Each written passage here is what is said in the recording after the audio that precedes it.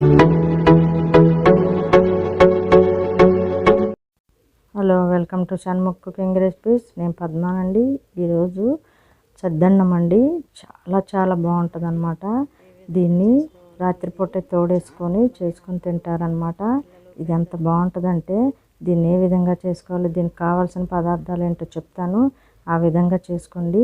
ముందుగా మట్టి పాత్ర తీసుకొని బాగా శుభ్రంగా కడుక్కొని మనం అందులో రాత్రి వండిన అన్నం ఉంటుంది కదండి, అది వేసుకోవాలి.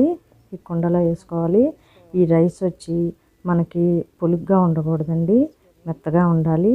ఈ విధంగా వేసుకున్న తర్వాత మనం మొత్తం వేసుకొని అందులో కాచి చల్లార్చిన పాలు ఉంటాయి కదండి, ఆ పాలని ఈ అన్నం మునిగేదాకా మనం పోసుకోవాలన్నమాట. ఈ అన్నం మునిగేదాకా పోసుకొని చూసారా, గ్లాసున్నర పట్టింది. ఈ విధంగా కలుపుకొని అందులో తోడుకి పెరుగు వేసుకోవాలి. ఒక 2 స్పూన్స్ పెరుగు వేసుకొని అందులో 1 స్పూన్ సాల్ట్ వేసుకోవాలి. వేసుకున్న తర్వాత చిన్న ఉల్లిపాయ ముక్కలు వేసుకోవాలండి. కొందరికి తినేటప్పుడే ఉల్లిపాయ ముక్కలు తగిలే విధంగా వేసుకోవాలి. లేదు మాకు అలాంటివి వద్దు, మాకు పెద్ద ముక్కలు కావాలంటే పెద్ద ముక్కలు కూడా వేసుకోవచ్చు. అందుకని పెద్దవి కూడా వేసాను. అలాగే పచ్చిమిర్చి ఉన్నాయి కదండి, అవి ఒకటి తర్వాత ఒకటి ముక్కలు కట్ చేసి వేసి మనము స్పూన్తో బాగా కలుపుకోవాలి. ఈ విధంగా కలుపుకున్న తర్వాత దీన్ని మనము నైట్ పూట తోడేసుకొని ఒక పక్కన పెట్టుకోవాలన్నమాట. తెల్లారితే తోడుకుంటుంది.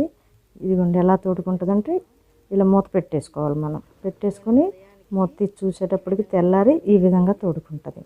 ఈ విధంగా తోడుకున్నాక మనము ఉల్లిపాయ ముక్కలన్నీ ఒక ప్లేట్లోకి వేరుగా తీసేసి పచ్చిమిర్చి కానీ మధ్యలో నేను తొందరగా తోడుకోవాలని కొంచెం ఈ ఎండుమిర్చి వేసానండి.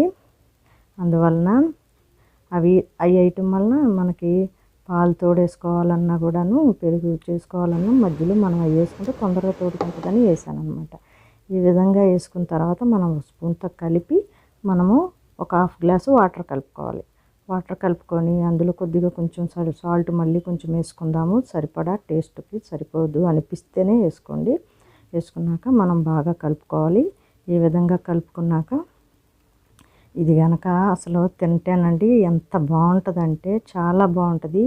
ఈ ఎండాకాలము ఇది కనుక తిని ఆఫీసులకు కానీ బయటికి కానీ వెళ్ళినట్టయితే కడుపు చాలా హాయిగా ఉంటుందండి. చాలా కూల్గాను ఉంటుంది. ఇదివరకు పెద్దోళ్ళు ఇవే తిని చాలా దృఢంగా ఇప్పటికీ ఎలా ఉన్నారు, చాలా దృఢంగా ఉన్నారు, అలా ఉంటారు. మళ్ళీ ఇంకోటి అండి, బక్కపలసగా ఉన్న పిల్లలు కనుక ఇది తిన్నట్టయితే బుగ్గలు వచ్చి మంచిగా లావు అవుతారండి. ఆ విధంగా చేసుకోండి. ఇదిగోండి ఇలా అవుతుంది.